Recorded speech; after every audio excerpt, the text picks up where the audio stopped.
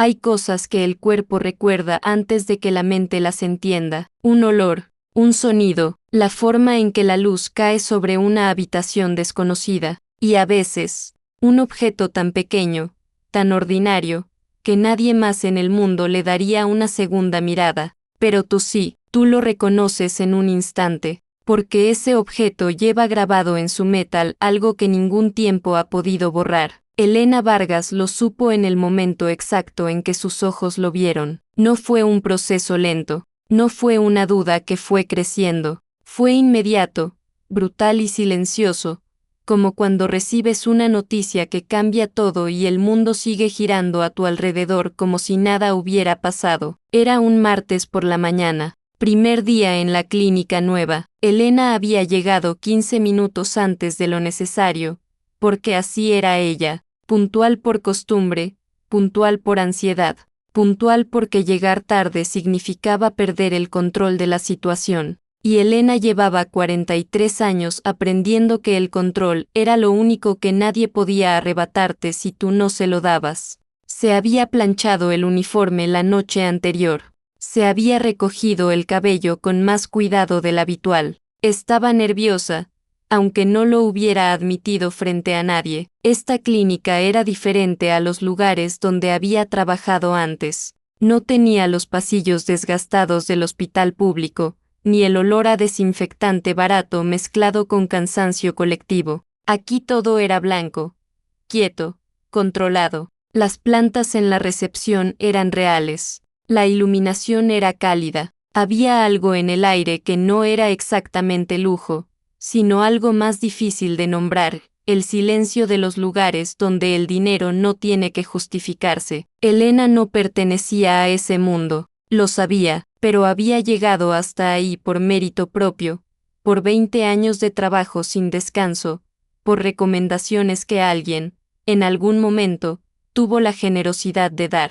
Y eso era suficiente. Eso tendría que ser suficiente. La recepcionista le pidió que esperara un momento. La directora médica vendría a recibirla personalmente. Elena esperó de pie, porque sentarse le parecía demasiado relajado para la situación. Miró sus manos, miró el pasillo, escuchó sus propios pasos internos. Ese ruido que solo existe cuando uno está tratando de calmarse, sin que se note, y entonces escuchó otra voz, joven, segura, con esa cadencia de alguien que ha aprendido a ocupar espacios sin pedir permiso. Elena giró la cabeza. La directora médica tenía quizás 20 años, tal vez 21. Era delgada, de cabello oscuro y largo recogido en un chongo profesional. Caminaba con la postura de alguien que ha sido observada toda su vida y ya dejó de incomodarse por eso. Llevaba una bata blanca sobre ropa oscura, y en su cuello, Elena dejó de respirar. No fue un proceso gradual. Fue como si alguien hubiera apretado un interruptor en su pecho y de pronto todo, el aire, el sonido, el tiempo, se hubiera detenido al mismo tiempo. El collar, delgado, de oro blanco, con un pequeño dije en forma de colibrí, las alas abiertas, el pico levemente inclinado hacia la derecha, el brillo específico de ese metal que Elena había elegido ella misma, en una joyería de barrio, ahorrando durante 3 meses, con las manos de una mujer de 23 años que estaba embarazada y asustada y llena de un amor que todavía no tenía a quien entregárselo completamente. Ese collar no existía en el mundo, no podía existir, porque ese collar había sido fabricado una sola vez, en una sola pieza, como pieza única, porque Elena misma lo había encargado con esa condición, porque lo había llevado al hospital en un pequeño sobre de papel café, con una nota adentro que decía simplemente para Sofía, para que sepa que la estaba esperando, y ese collar, según le dijeron, nunca llegó a ningún lugar, según le dijeron, su hija tampoco. La directora extendió la mano. Bienvenida, señora Vargas. Soy Valentina Montiel. Es un gusto tenerla con nosotros. Elena escuchó su propia voz responder algo. No supo exactamente qué. Las palabras salieron solas, entrenadas por décadas de profesionalismo, mientras su mente completa, estaba suspendida en un solo punto del universo, ese colibrí, de oro blanco que descansaba sobre el pecho de una desconocida que tenía los mismos ojos oscuros que Elena veía en el espejo cada mañana. Valentina frunció el ceño apenas, casi imperceptiblemente. ¿Se encuentra bien? Sí, dijo Elena. Disculpe, es un collar muy bonito. Valentina lo tocó por instinto, como quien toca algo que ha llevado tanto tiempo que ya no sabe que lo lleva. Gracias. Es de mi madre. Siempre lo uso. Elena sonrió, asintió, siguió a Valentina por el pasillo blanco, escuchando las instrucciones del primer día, asintiendo en los momentos correctos, haciendo las preguntas correctas, y por dentro, completamente por dentro, donde nadie podía verla, Elena Vargas se estaba derrumbando, porque su hija había muerto al nacer. Eso le dijeron, eso firmó, eso lloró durante 20 años en la oscuridad de una habitación donde nadie podía escucharla, pero ese collar estaba vivo, y esa noche, cuando terminó su turno y encontró el baño más alejado de la recepción y cerró la puerta con seguro, Elena se sentó en el suelo frío con la espalda contra la pared y se permitió llorar de una manera que hacía años no se permitía, sin sonido, sin testigos, con las rodillas contra el pecho y las manos sobre la boca, no de dolor, exactamente, o no solo de dolor, sino de algo mucho más complicado y más aterrador que el dolor, de la posibilidad. Hay un tipo de dolor que no hace ruido, no es el dolor que llega con gritos o con lágrimas en público o con alguien que te abraza y te dice que todo va a estar bien. Es el otro tipo, el que se instala en silencio, el que aprende a vivir dentro de ti con una discreción casi educada, el que con el tiempo deja de sentirse como una herida abierta y empieza a sentirse simplemente como parte de lo que eres, como si el dolor y tú hubieran llegado a un acuerdo sin palabras. Él no te destruye del todo, y tú aprendes a cargarlo sin que los demás lo noten. Elena Vargas conocía ese dolor mejor que su propio nombre. Tenía 23 años cuando su vida se partió en dos. No de golpe, no con un evento dramático que ella pudiera señalar con claridad años después, sino de esa manera silenciosa y burocrática en que a veces el destino te destruye, con un formulario, con una firma, con una médica de expresión neutra que te dice las palabras más devastadoras de tu existencia con el mismo tono que usaría para leer un diagnóstico de rutina. Su hija no sobrevivió, eso le dijeron. Elena llevaba 9 meses hablándole a su vientre. Le había puesto nombre desde el 5.º mes, cuando todavía los médicos le decían que era demasiado pronto para estar segura del sexo, pero ella ya lo sabía de esa manera que no se explica y no necesita explicación. Se llamaría Sofía, Sofía Vargas, sin apellido paterno, porque el hombre que debería haberlo dado había desaparecido en cuanto escuchó la palabra embarazo, con la velocidad y la cobardía de alguien que siempre supo que era capaz de eso pero esperó el peor momento para demostrarlo. No importaba, Elena no lo necesitaba a él. No necesitaba su apellido, no necesitaba su dinero ni su presencia ni su amor de segunda mano. Tenía a Sofía, tenía a su madre, aunque su madre ya estaba enferma y los gastos médicos se comían lo poco que entraba cada mes. Tenía sus estudios, último año de enfermería, y tenía esa determinación específica de las personas que han aprendido desde niñas que nadie va a venir a salvarlas. El embarazo fue difícil pero no imposible. Elena trabajaba medio tiempo en una farmacia, tomaba el metro de madrugada, estudiaba en las noches con el vientre apoyado sobre la mesa de la cocina y una taza de té que siempre se enfriaba antes de que pudiera terminarla. Su madre le tejió una cobijita color amarillo pálido. Ella misma pintó un cuarto pequeño, el cuarto que antes era el cuarto de los trastos, de un blanco limpio que le costó 4 fines de semana y 3 litros de pintura barata. Y el collar, ese collar era su promesa, no una promesa hecha con palabras, sino con acción, con ahorro, con los billetes doblados que iba guardando en un sobre de papel café durante 3 meses. rechazando antojos, rechazando el taxi cuando llovía, rechazando cosas pequeñas y concretas porque tenía un objetivo. Lo encargó en una joyería pequeña en la colonia donde creció, atendida por un señor mayor que usaba lentes de aumento y que escuchó su petición con una paciencia que Elena siempre recordaría con gratitud. Un colibrí, oro blanco, pieza única, las alas abiertas, porque los colibríes no descansan nunca, y ella quería que Sofía supiera desde el primer día que la vida era movimiento, que era posible, que había que volarla sin miedo. Lo llevó al hospital en un sobre, con una nota adentro. El parto empezó de noche, como empiezan muchas cosas que cambian todo para siempre. Elena llegó sola al hospital general porque su madre no podía moverse y no había nadie más. Llenó formularios con contracciones que llegaban cada vez más cerca. Una enfermera le apretó la mano en algún momento, no demasiado tiempo, porque el turno estaba lleno y las manos compasivas también tienen límite. Después de eso, Elena no recuerda con claridad. La anestesia, la presión, las voces técnicas alrededor de ella hablando en ese idioma médico que ella misma estaba aprendiendo pero que esa noche no entendía porque el miedo ocupa el lugar donde vive la razón. Recuerda haber escuchado a Sofía llorar. Está casi segura de eso. Un llanto breve, pequeño, real. O quizás lo inventó después.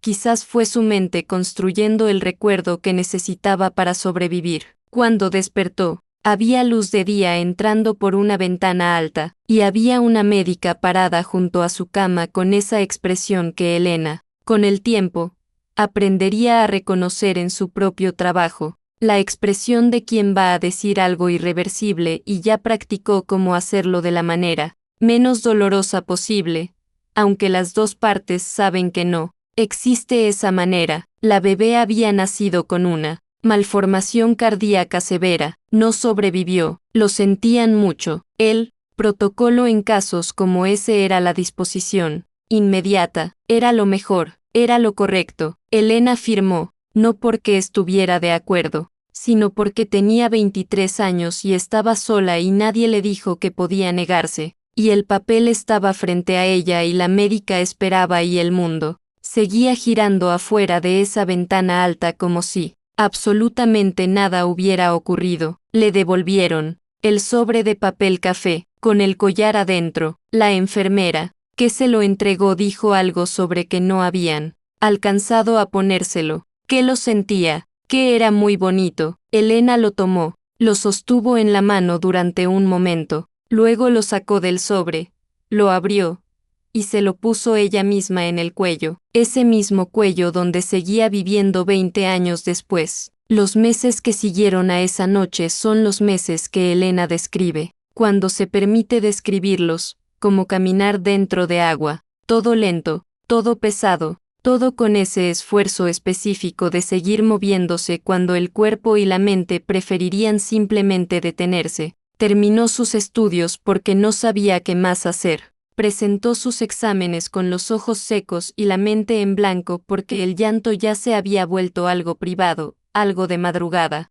algo que ocurría únicamente cuando estaba segura de que nadie podía escucharla. Nunca volvió a intentar formar una familia, no porque se lo prohibiera a sí misma con alguna decisión dramática y consciente, sino porque nunca llegó el momento en que le pareciera posible. Hubo personas a lo largo de los años, afectos que podían haber sido algo más, pero siempre había una distancia que Elena no sabía cómo cruzar, una parte de ella que seguía viviendo en ese cuarto pintado de blanco, esperando a alguien que nunca llegó. Sofía habría tenido 20 años ahora. Elena lo sabía en cada cumpleaños, en cada diciembre, en cada vez que veía a una chica joven en el metro o en el hospital o en la calle y se preguntaba, sin querer preguntarse, si se parecería a eso. Pero uno aprende a doblar el dolor y guardarlo en un lugar donde no estorbe demasiado.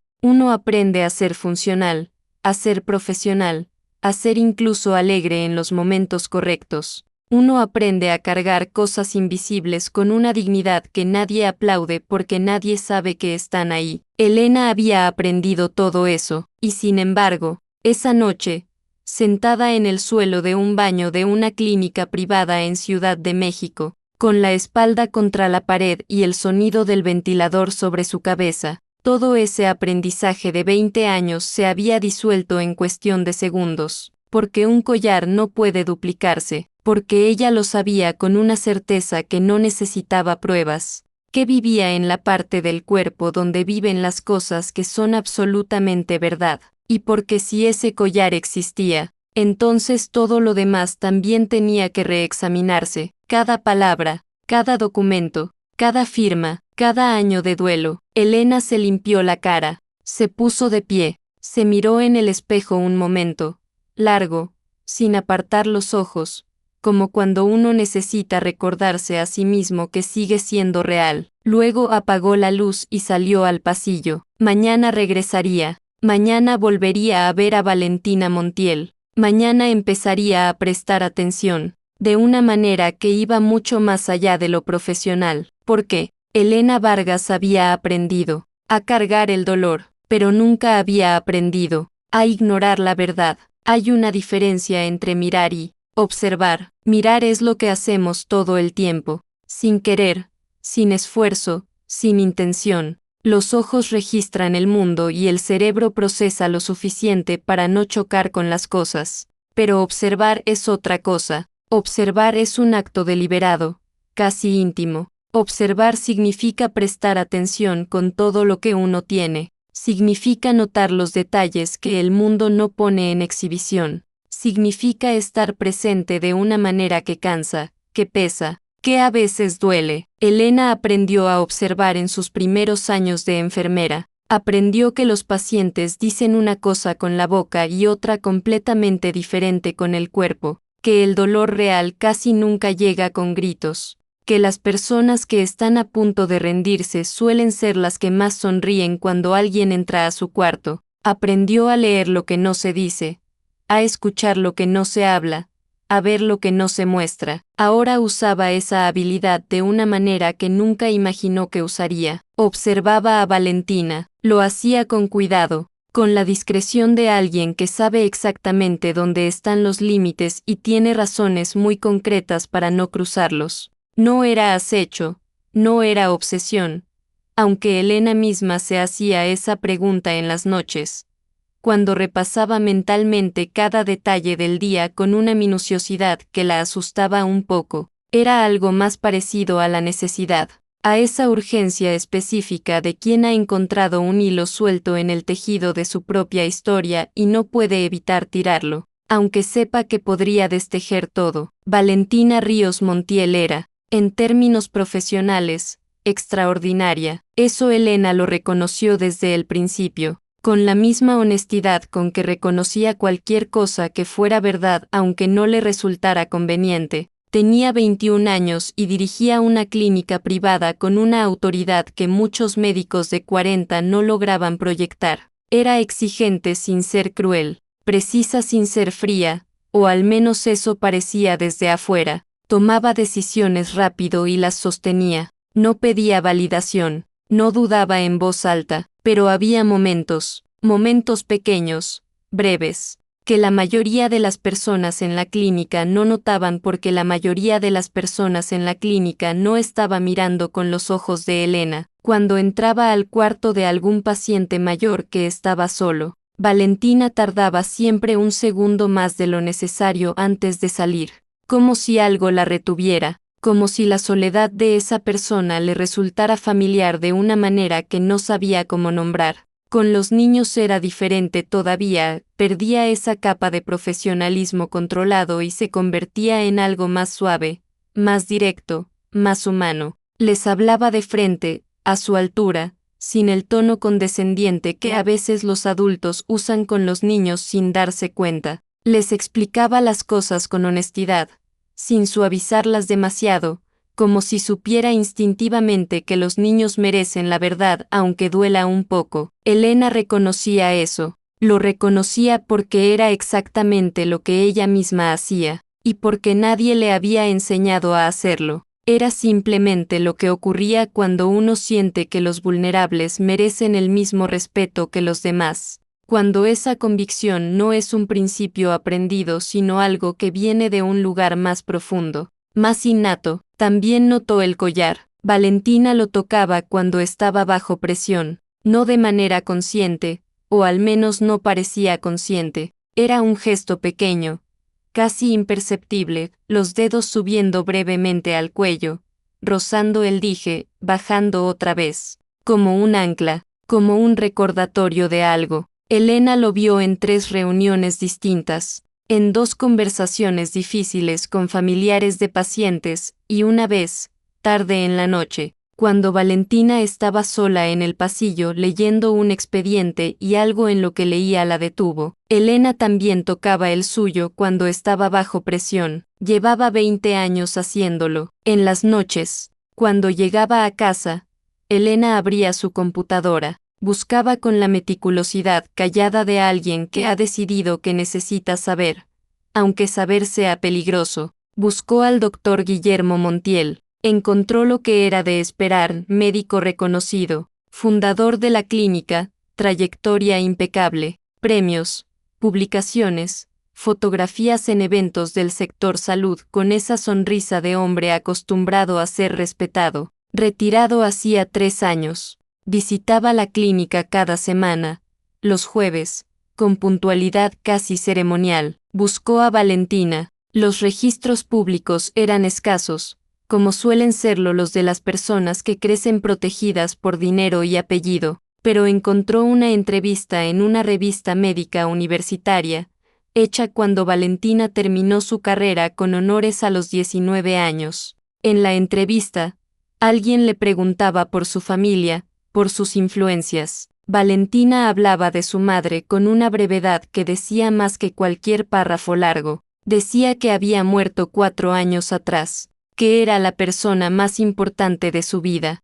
que todo lo que hacía era, en cierta medida, para ella. No mencionaba a su padre más que de pasada, con una neutralidad que Elena, que sabía leer lo que no se dice, interpretó como algo más complicado que indiferencia. Luego buscó la fecha de nacimiento de Valentina. Tuvo que buscarla en 3 lugares distintos antes de encontrar algo concreto, un registro universitario con datos básicos. Y cuando lo encontró, se quedó mirando la pantalla durante un tiempo que no supo medir. Valentina había nacido 3 días después de Sofía. 3 días, en la misma ciudad.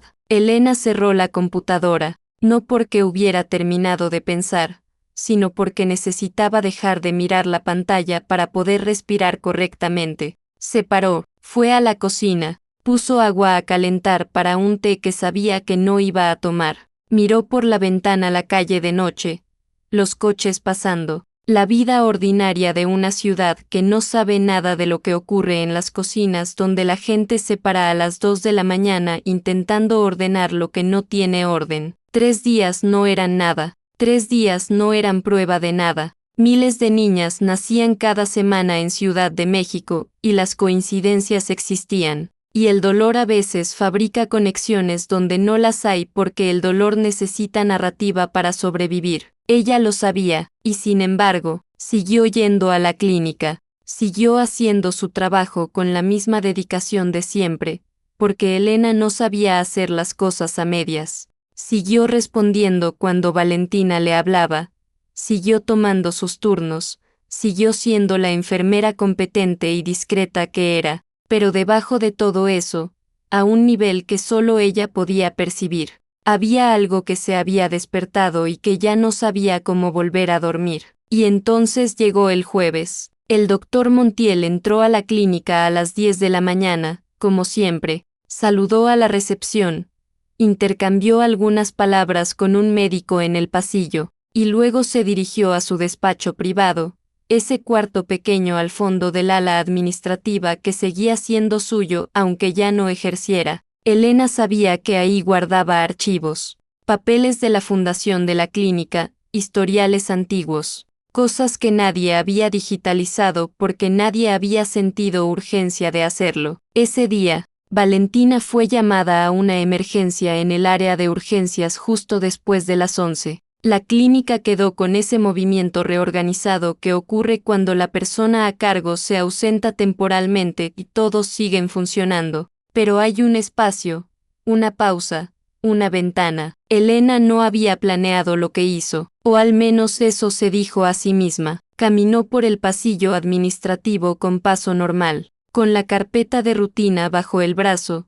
con la expresión de alguien que tiene un destino lógico y profesional. Llegó a la puerta del despacho, escuchó, silencio, abrió, entró, fue directamente al archivero lateral, el que tenía etiquetas escritas a mano, y buscó con los dedos rápidos y la respiración corta, años, nombres, expedientes. Sus manos se movían solas, como si supieran lo que buscaban antes de que su mente terminara de formular la instrucción, y entonces lo encontró, una carpeta delgada, café, con su nombre escrito en tinta azul ya desvanecida, Elena Vargas, fecha, número de expediente. La tomó, la abrió, y en ese momento escuchó pasos en el pasillo, cercanos, directos. Cerró la carpeta, la devolvió al lugar exacto de donde la había tomado, salió del cuarto con 2 segundos de margen, cerró la puerta sin hacer ruido, y siguió caminando por el pasillo con el mismo paso de antes. Su corazón golpeaba tan fuerte que estuvo segura,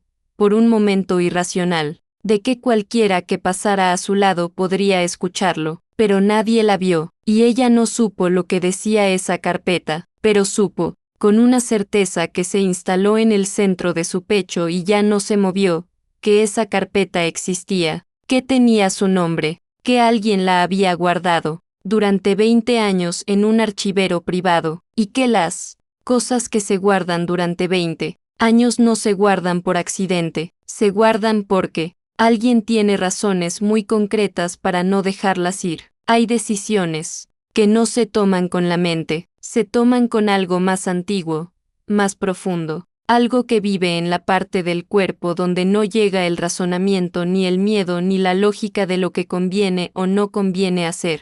Son decisiones que simplemente ocurren, como si una parte de ti hubiera estado esperando el momento exacto durante mucho tiempo y de pronto dijera, ahora, sin consultarte, sin pedirte permiso. Elena esperó 3 semanas después de esa tarde en el despacho, no porque tuviera un plan, sino porque necesitaba estar segura de que lo que iba a hacer no nacía del pánico ni de la desesperación ni de esa parte frágil de ella misma que a veces confundía el deseo con la evidencia. Necesitaba que la decisión viniera de un lugar sereno, o al menos lo más sereno que podía alcanzar una mujer que llevaba 20 años cargando una pérdida que quizás nunca fue real. Siguió al doctor Montiel un martes. Lord había observado durante semanas, con la misma atención con que había observado a Valentina. Sabía que los martes desayunaba solo en una cafetería a 7 minutos de la clínica.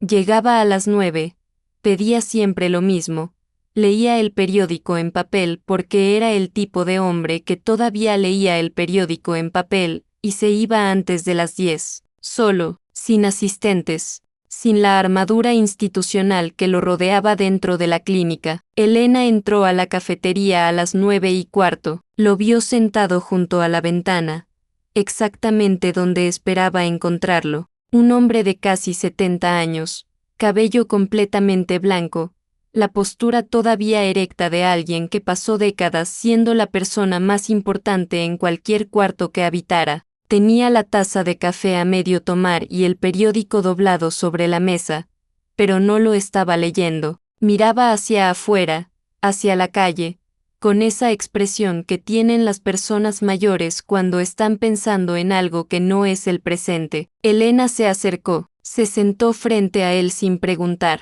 sin avisar, con una calma que no sentía pero que había aprendido, en 20 años de enfermería, a proyectar independientemente de lo que ocurriera por dentro. El doctor la miró, tardó un segundo en reconocerla, el tiempo que tarda el cerebro en procesar una cara fuera de su contexto habitual. Luego algo cambió en su expresión, algo muy pequeño, muy rápido, que la mayoría de las personas no habrían notado. Elena sí lo notó, porque era exactamente lo que había esperado ver. No sorpresa, no confusión, algo diferente, algo que en el vocabulario del cuerpo se llama reconocimiento, y que viene acompañado, casi siempre, de una sombra que no es exactamente culpa pero que se le parece demasiado para ser otra cosa. Puso el collar sobre la mesa, lo deslizó hacia él sin decir nada, con el dije de colibrí hacia arriba, con las alas abiertas, con ese brillo específico de oro blanco, que no cambia con los años porque algunas cosas están hechas para durar, más que las circunstancias que las rodearon. Él, Dr. Montiel, miró el collar, y envejeció 10 años en 3 segundos. Elena lo vio ocurrir, lo vio en la manera en que sus hombros cambiaron, en la manera en que algo en su cara, esa compostura construida durante décadas de autoridad médica y respetabilidad pública, simplemente cedió, no de golpe, sino como cede una estructura que lleva demasiado tiempo sosteniendo un peso para el que no fue diseñada. No dijo nada todavía. Elena tampoco. Afuera pasaban coches. Un mesero limpió una mesa cercana. La cafetería seguía siendo una cafetería, ordinaria y ruidosa, completamente ajena a lo que estaba ocurriendo en esa mesa junto a la ventana. Finalmente, el doctor habló, y lo que dijo durante los siguientes minutos, con la voz baja y pareja de alguien que ha ensayado mentalmente una confesión durante tanto tiempo que ya no necesita buscar las palabras, fue lo que Elena llevaba semanas preparándose para escuchar, pero no estaba preparada. Nadie puede prepararse para eso. La bebé no tenía ninguna malformación. Valentina nació completamente sana. El doctor hizo una pausa después de decir eso, como si necesitara escucharlo él mismo, como si 20 años de silencio hubieran convertido esas palabras en algo que todavía le costaba pronunciar en voz alta. Su esposa, Adela, había perdido 4 embarazos. 4. El último había sido el más devastador, no solo por el embarazo en sí, sino por lo que hizo con Adela por dentro, por esa manera en que algunas pérdidas no solo duelen sino que reconfiguran a la persona, la dejan en un lugar diferente del que estaba antes, un lugar desde el cual el regreso es posible pero requiere algo que a veces el tiempo solo no puede dar. El doctor había visto a su esposa desaparecer dentro de esa tristeza con la impotencia específica de los médicos que saben exactamente lo que está ocurriendo pero no pueden hacer nada para detenerlo. Conocía los nombres clínicos de lo que le pasaba a Adela, conocía los tratamientos, los pronósticos, los porcentajes, y ninguno de ese conocimiento le servía de nada cuando llegaba a casa y encontraba a la mujer que amaba mirando el techo, con los ojos de alguien que ya no está del todo en el lugar donde su cuerpo se encuentra. Esa noche, en el Hospital General, él estaba de guardia. Dijo esto sin adornar la explicación, sin buscar atenuantes, con la voz plana de alguien que ha decidido que la honestidad es lo único que le queda. Cuando la bebé de Elena nació, cuando la sostuvo por primera vez con los guantes todavía puestos y la escuchó llorar con ese llanto pequeño y contundente de los recién nacidos que llegan bien al mundo, tomó una decisión, no en 20 minutos, como Elena había imaginado en sus peores versiones de esa historia, en menos, en el tiempo que tarda un corazón en latir 2 veces. Habló con 2 enfermeras de confianza, firmó papeles que no debía firmar, modificó un expediente, construyó una versión de la realidad que tenía toda la apariencia documental de ser verdad, porque él sabía exactamente cómo se construyen esas apariencias, porque había pasado décadas en el sistema que las genera, y 3 días después, Adela Montiel sostuvo a una bebé que le dijeron era suya, y la creyó, y la amó. Elena escuchó todo esto sin moverse, con las manos sobre la mesa, quietas, con esa quietud que no es calma sino su opuesto exacto, la quietud de algo que está conteniendo demasiado para permitirse el lujo del movimiento. Pero entonces el doctor dijo algo que ella no esperaba. Adela nunca supo. Elena lo miró, él sostuvo la mirada, y en esa mirada había algo que no era orgullo ni arrepentimiento exactamente, sino algo más complicado. La expresión de un hombre que tomó la peor decisión de su vida por las razones que en ese momento le parecieron las únicas posibles, y que ha vivido desde entonces dentro de la consecuencia de esa decisión sin poder salir. Adela creyó hasta el último día de su vida que Valentina era el milagro que su cuerpo finalmente había podido dar. Murió 4 años atrás sin saber nada, sin una sola duda, con la certeza completa y tranquila de una madre que amó a su hija desde el primer segundo y fue amada de regreso con la misma intensidad. Y Valentina, dijo el doctor, con la voz bajando todavía más, no sabe nada, absolutamente nada. Creció con una madre que la adoraba y un padre que cargaba un secreto, que nunca supo cómo confesar y que con el tiempo se convenció de que confesar no tenía ningún sentido práctico porque no cambiaría, nada que pudiera cambiarse y solo rompería, algo que estaba entero. Hubo un silencio, largo, el tipo de silencio que no es ausencia de sonido sino presencia de demasiadas cosas al mismo tiempo. Luego el doctor puso las manos sobre la mesa, con las palmas hacia abajo, con ese gesto de rendición que no necesita palabras para ser entendido. Puedes destruirme,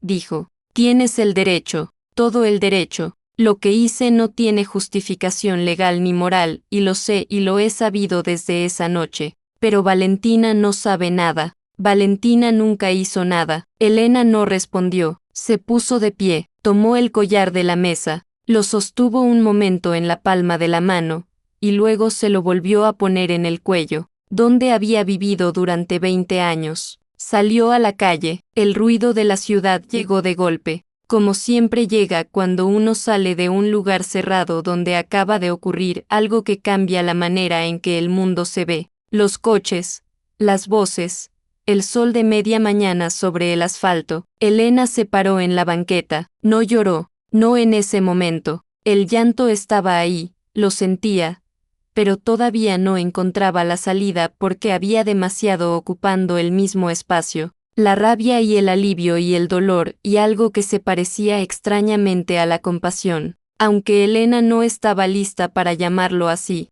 Todavía, su hija había vivido, había crecido, había tenido una madre que la amó completamente, había tenido una vida, y ahora tenía 21 años y dirigía una clínica y tocaba un collar cuando estaba nerviosa y tenía los mismos ojos oscuros que Elena veía en él, espejo, y no sabía nada, absolutamente nada, de la mujer que llevaba 3 semanas trabajando a su lado. Elena miró el cielo un momento, luego miró la calle, luego empezó a caminar, porque había algo que todavía tenía que hacer, y esta vez no había carpeta que buscar, ni archivo que revisar, ni evidencia que recolectar. Esta vez solo había 2 mujeres, una verdad, y la pregunta más difícil que Elena había enfrentado en su vida, no qué había ocurrido, sino qué hacer ahora que lo sabía. Hay preguntas que no tienen una respuesta correcta, no porque la respuesta no exista,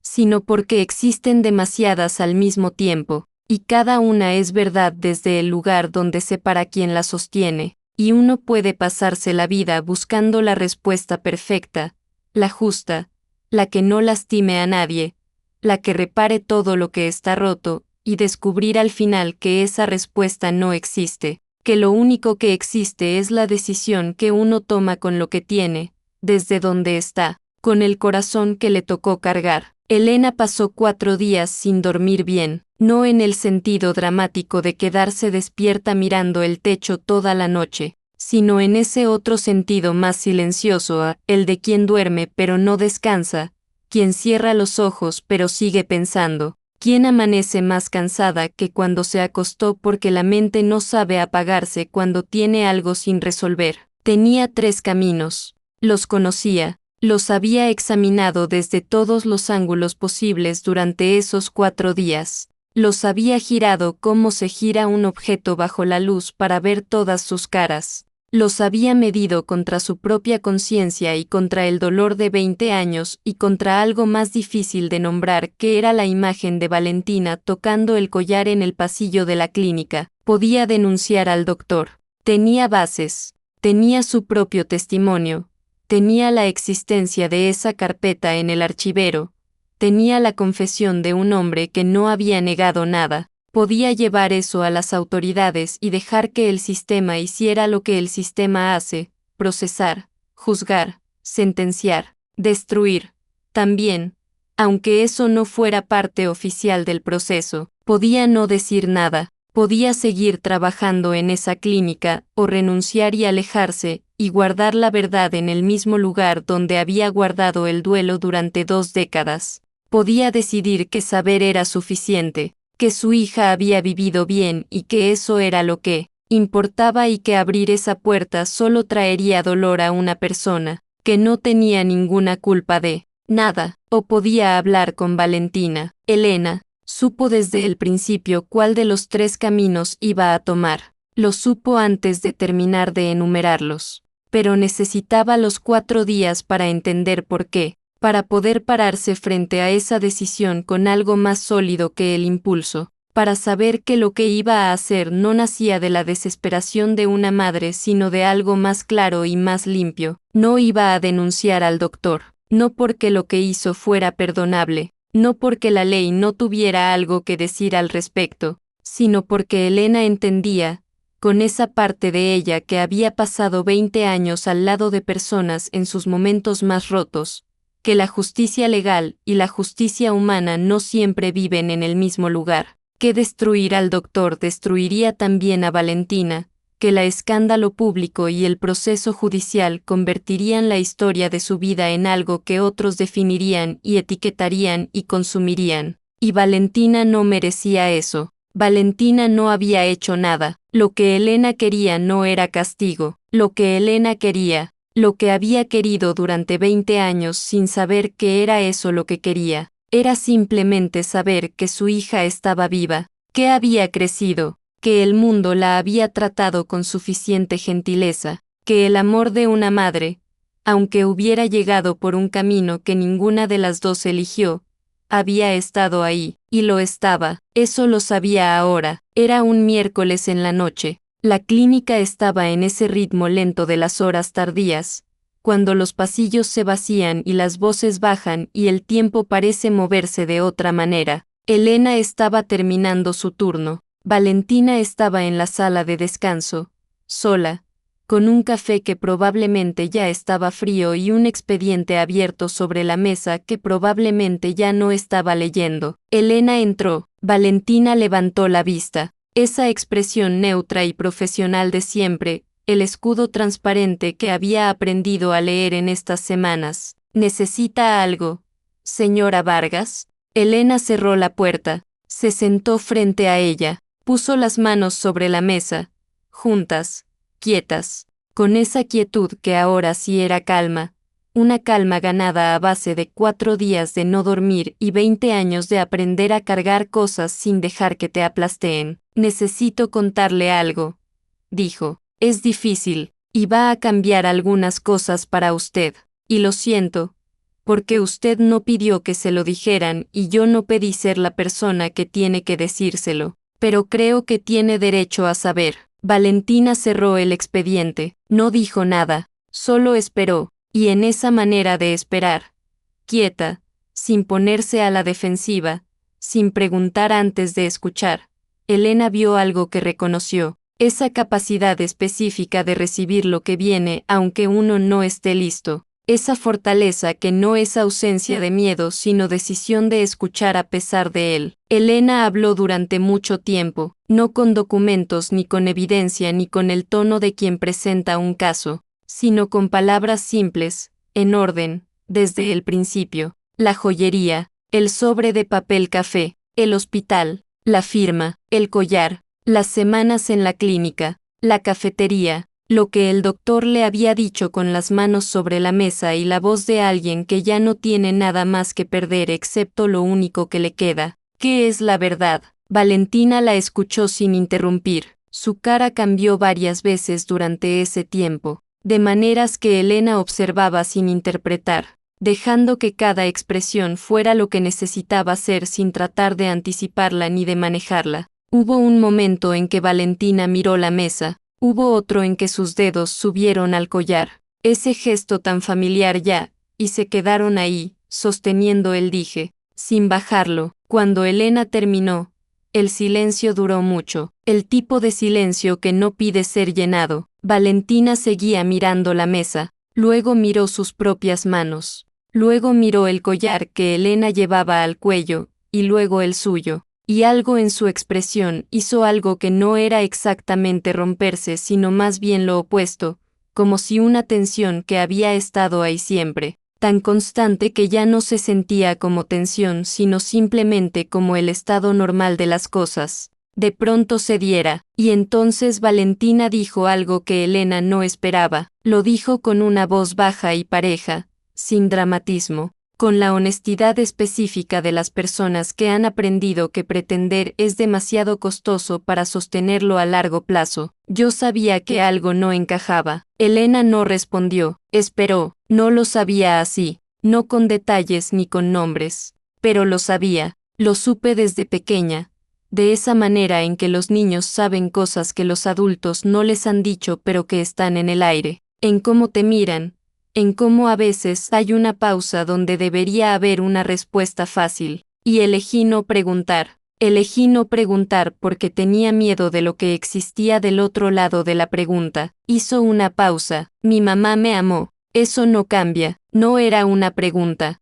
era algo que Valentina estaba diciéndose a sí misma en voz alta, poniéndolo en el aire entre las dos como una cosa que necesitaba existir fuera de su cabeza para poder ser real, como un ancla, como lo único que en ese momento podía sostenerla. No cambia, dijo Elena, y lo dijo con una certeza que no era consuelo sino verdad, porque lo había visto en la entrevista de la revista, en la manera en que Valentina hablaba de su madre con esa brevedad que era en realidad demasiado para caber en palabras, porque una mujer que no fue amada no habla así, no tiene esa manera de guardar a alguien. Las dos se quedaron en silencio otra vez, y en ese silencio ocurrió algo que Elena no supo cómo llamar. No fue un abrazo, no fue un llanto compartido, no fue ninguno de esos gestos grandes que las historias suelen necesitar para marcar sus momentos importantes. Fue algo más pequeño y más verdadero que todo eso. Fue simplemente dos mujeres sentadas frente a frente en una sala de descanso de madrugada, con dos collares iguales entre ellas, respirando el mismo aire, existiendo en el mismo momento, sin pretender que sabían cómo seguía lo que acababa de empezar. Elena no denunció al doctor, nunca lo hizo,